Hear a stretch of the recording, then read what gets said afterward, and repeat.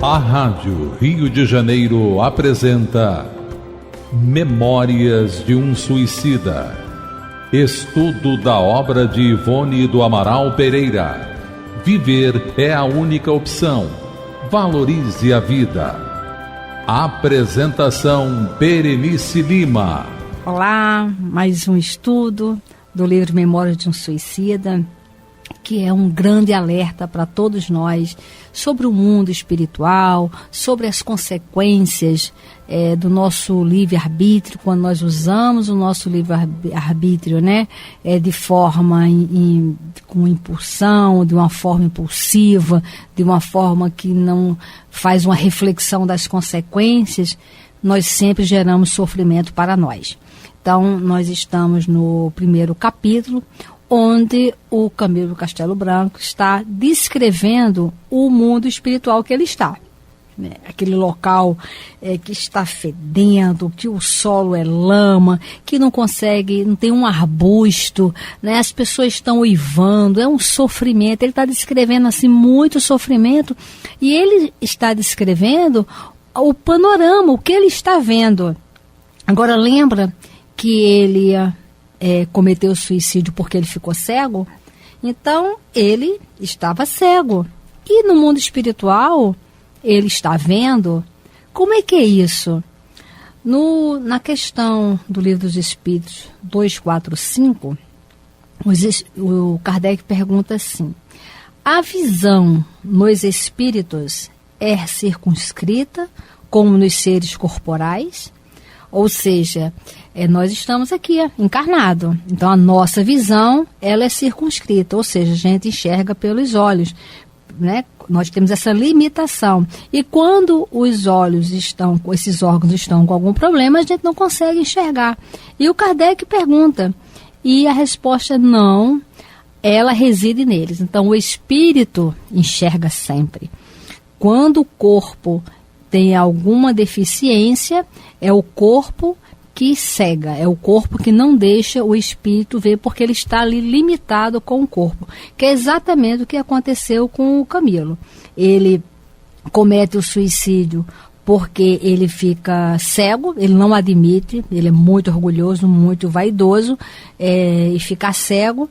Veja que é a visão, porque Leon Denis, contemporâneo de Allan Kardec, ele também adquire uma doença e ele vai ficar cego. E ele se prepara, ele vai estudar. Antes, ele gostava muito de ir para o teatro, escutar música, porque naquela época, só no teatro que você escutava música. Mas ele vai aprender a tocar piano para ele poder ouvir. Então, ele aprende as coisas que ele gostava para que ele pudesse... Eu conheço uma amiga minha, muito interessante, ela teve uma doença na infância, e o médico falou para a mãe dela que em torno de 14 anos, mais ou menos, 15, seria necessário fazer uma cirurgia. Ela teve um problema, um tumor, e quando criança não poderia fazer a cirurgia, mas a cirurgia seria feita em torno de 14, 15 anos mais ou menos, e a chance de ficar cega era muito grande, mas muito grande mesmo. Então, ela me conta que o que a mãe dela fez? A mãe dela ensinou ela a valorizar a vida, a olhar as coisas com detalhes, quando olhar para o mar, olhar para as plantas. Então a mãe dela aguçou nela a visão, porque é muito interessante. Às vezes a gente fala assim: qual a flor que você gosta? Aí a pessoa fala orquídea. Você consegue descrever uma orquídea? A gente não consegue. Por quê? A gente acha bonito, olha, mas nunca percebeu, nunca enxergou aquilo com os detalhes. E essa minha amiga, a mãe dela fez isso com ela, Então, tudo que ela olhava atentamente, ela olhava para os detalhes. Então, quando ela, com 15 anos, ela fez a cirurgia e realmente ficou cega, ela falou, até hoje ela diz que a memória das coisas, das cores, são muito vivas para ela. Que se eu falo para ela, outro dia eu estava com ela e nós estávamos falando, a gente estava discutindo sobre a questão da logomarca. Eu falei, olha, é um vermelho com um azul piscina. E ela falou assim, nossa, eu enxergo você falando, eu sei na minha mente, eu enxergo, eu sei exatamente o que você está falando. E ela me pediu detalhes para eu falar de uma figura que eu estava vendo.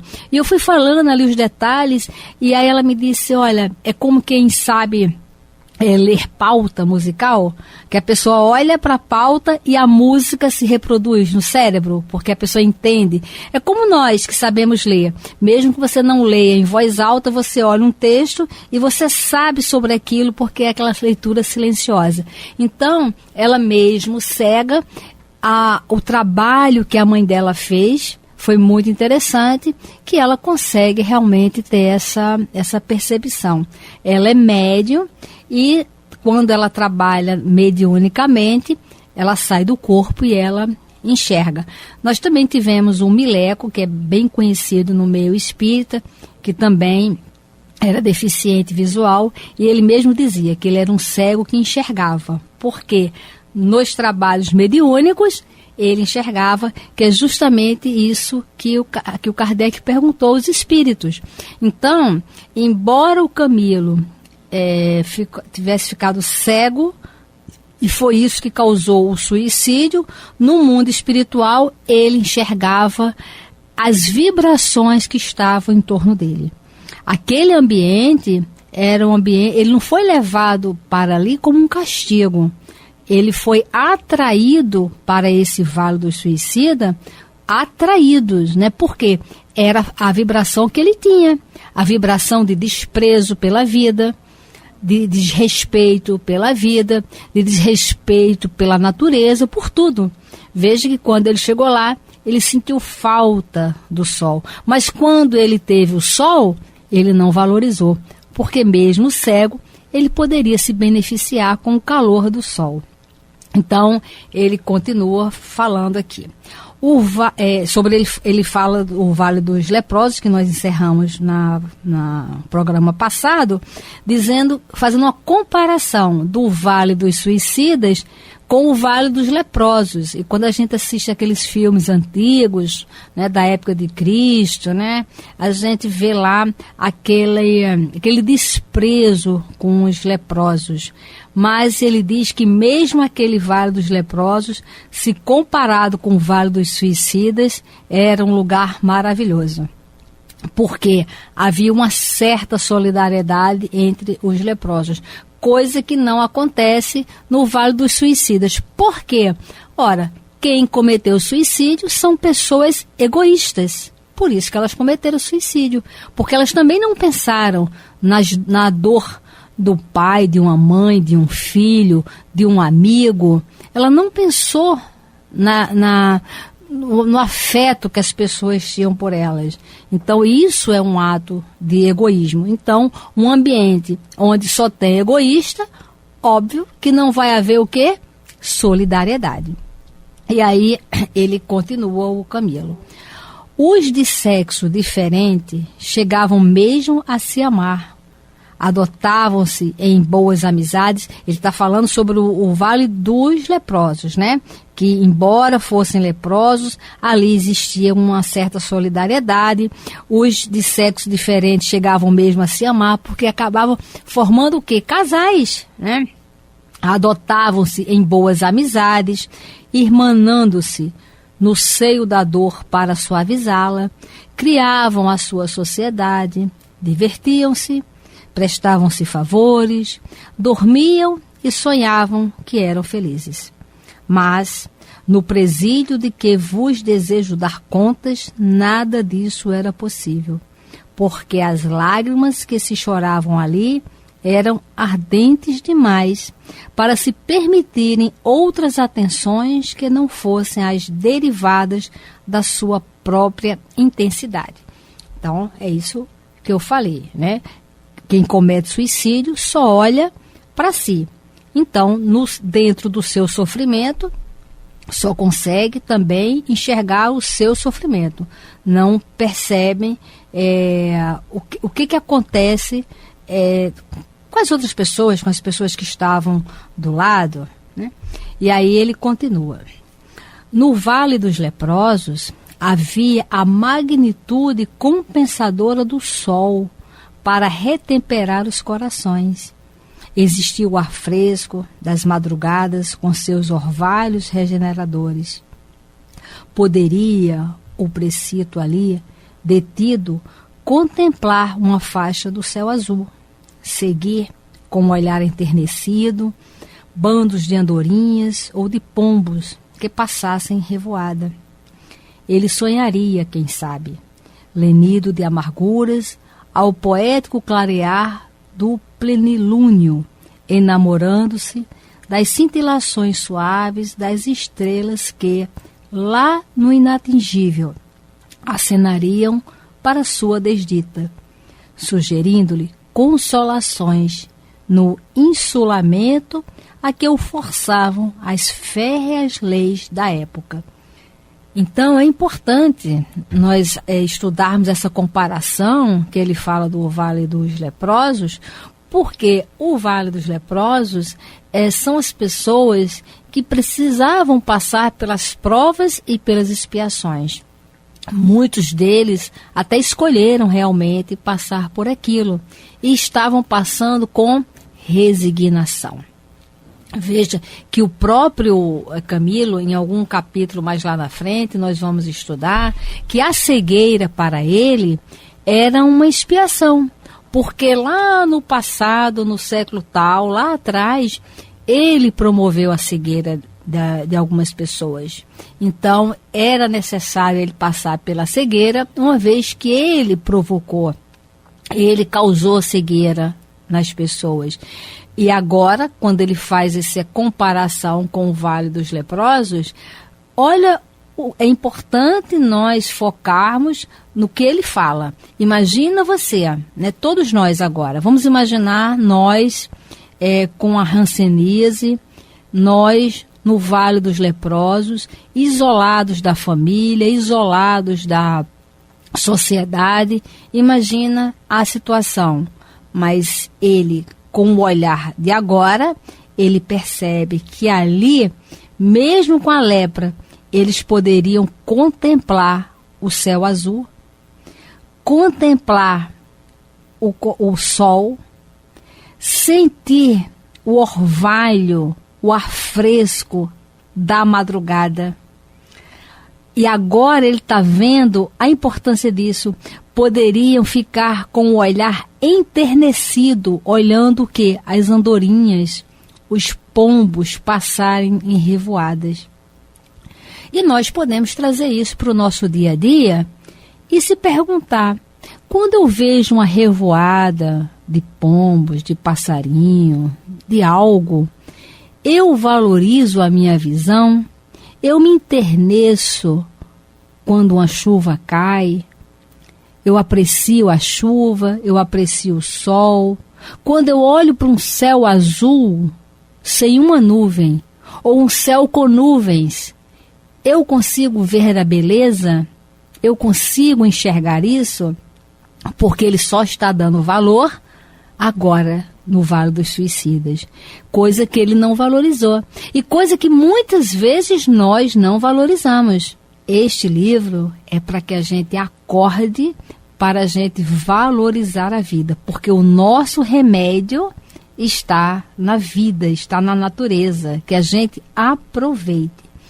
E aí ele fala, e depois ele está se referindo ao Vale dos Leprosos. Ele está fazendo uma comparação de que como era bom o Vale dos Leprosos comparando ao Vale dos Suicidas.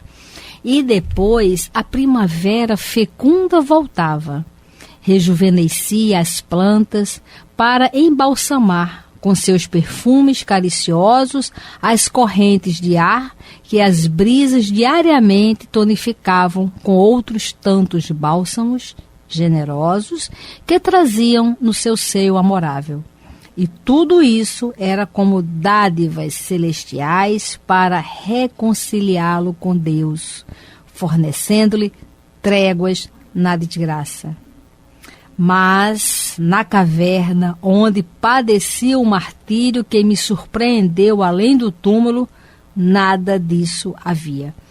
Então, ele conhecia o Vale dos Leprosos, mas não aceitou a cegueira. E olha aqui, comparando a doença da cegueira e a doença da hanseníase e da lepra, a cegueira você pode conviver em família.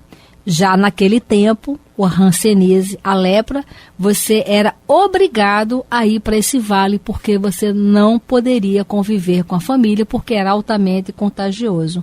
E a cegueira, você poderia conviver com a família.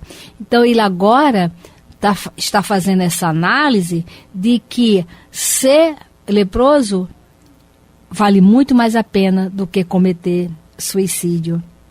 E mesmo lá, naquele mundo da lepra, ele vem falando da primavera, das plantas. A natureza é um remédio para a nossa vida.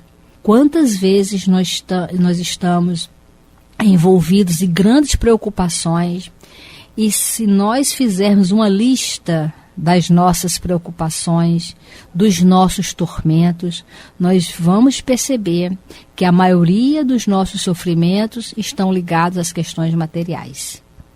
Ah, porque meu filho está desempregado. Uma questão material.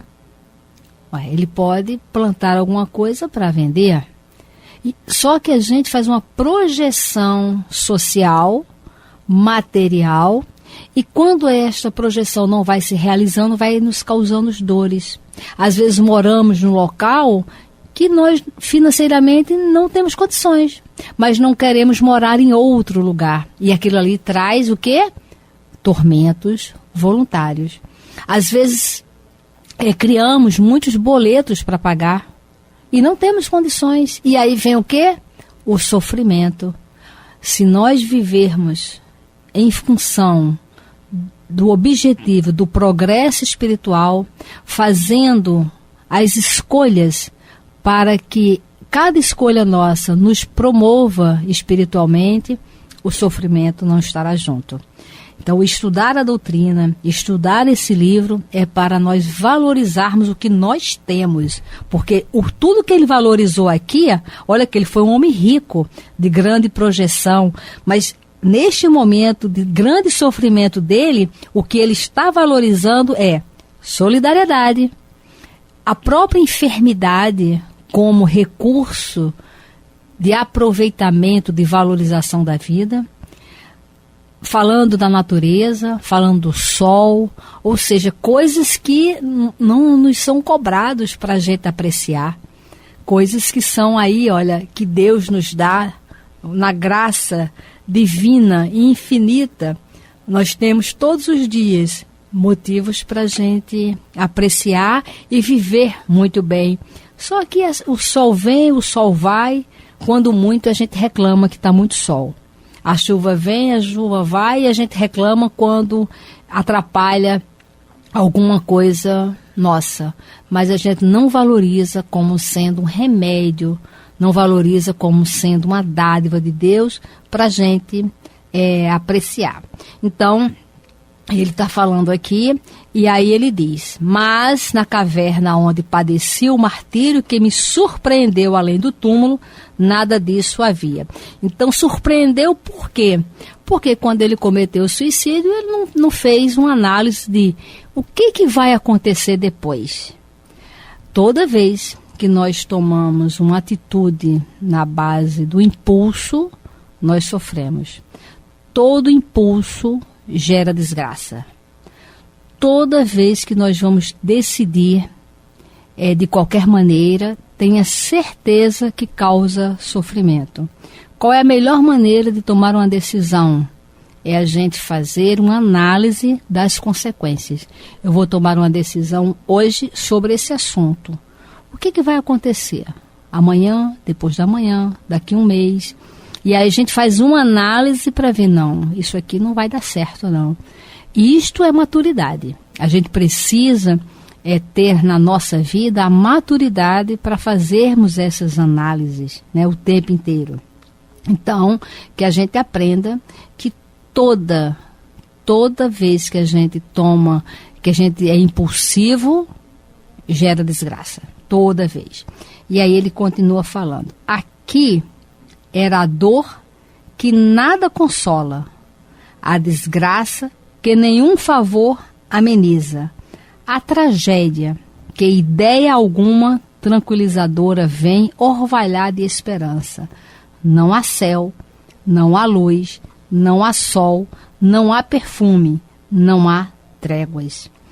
Que essa frase dele e que essa visão dele fique muito marcada na nossa consciência para todas as vezes que sentirmos desanimados, que nos sentirmos caídos e a ideia de suicídio surgir em nossa mente, que a gente leia: olha, se eu cometer suicídio, eu vou para algum lugar que a dor nada consola, que a desgraça que nenhum favor ameniza, a tragédia que ideia alguma tranquilizadora vem orvalhar de esperança, que não há céu, não há luz, não há sol, não há perfume e não há tréguas. Por quê? Nós temos o céu, nós temos o sol, nós temos o perfume, nós temos os mecanismos de se manter tranquilos, nós temos as ferramentas de compreensão, de aceitação, de resignação. Na hora que a gente fala, eu não quero isto, pronto. Nós entramos num abismo. Só que quem decidiu para ir para esse abismo foi ele próprio.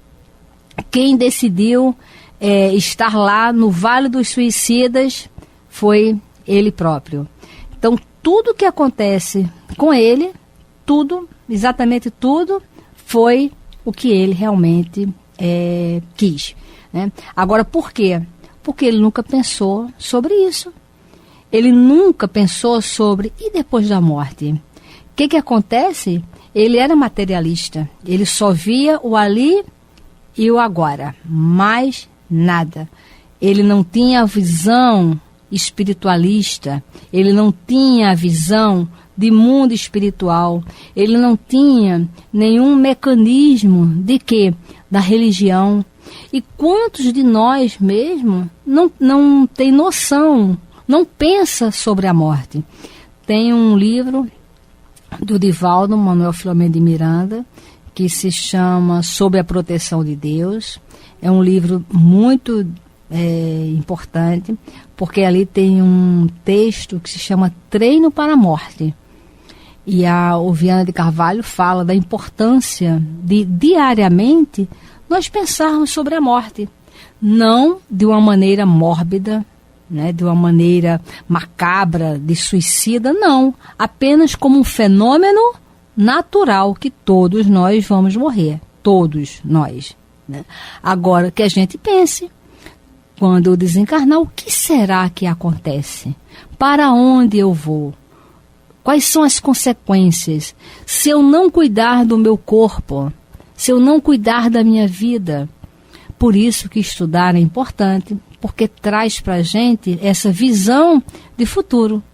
Então, nós espíritas, que a gente saia dessa visão materialista apenas desta reencarnação.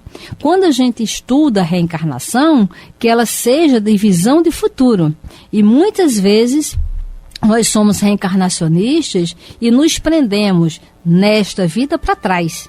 A gente usa a reencarnação para dar um significado, para ajudar a compreensão. Ah, eu tenho problema com a minha filha porque no passado tivemos uma reencarnação de brigas. Estudar a reencarnação é para ter a visão de futuro. O que nesta reencarnação agora eu estou fazendo para estou plantando agora para eu colher na próxima reencarnação. Reencarnacionista é para que a gente tenha essa visão de futuro, que a gente pense desencarnando para onde eu vou, como eu estou, qual é a minha bagagem. Porque veja que agora ele está fazendo essa reflexão diante do sofrimento e não era necessário. E muita paz.